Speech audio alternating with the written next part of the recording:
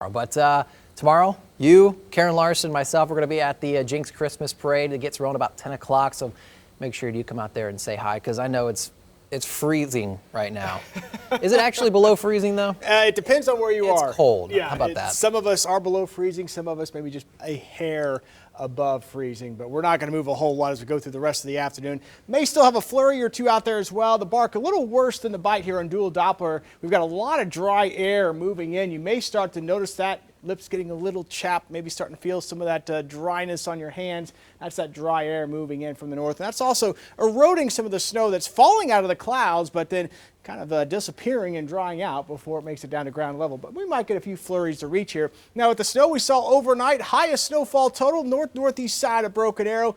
A ½ inch of snow. How about that? We saw right around 3/10 of an inch around Owasso. And as we go through the afternoon, as we just mentioned, maybe a few flurries still possible, but we're not expecting any accumulation with any snow that would happen to fall from the sky. And again, it'll just be a few flurries. That is about it. High pressure settling in, coming out of Canada. So again, that is why we are so cold. We got that northerly wind around the high. Now that'll push off to the south overnight tonight. We should get a little bit of clearing. That'll give us a very cold start tomorrow morning. And then another cold front's actually going to sweep through tomorrow afternoon, but the air behind this front not quite terribly cold like we are seeing today, so we should rebound pretty quickly once we get into Sunday. And if you looked at the sky here around Grand Lake, we're already seeing some of the breaks in those clouds. If you look close, you can see some pockets of blue, so a little bit of sunshine trying to peek through for some of us. Great views here on the Wade's RV Weather Camera Network. And by the way, today will be our coldest, or almost our coldest high of the date.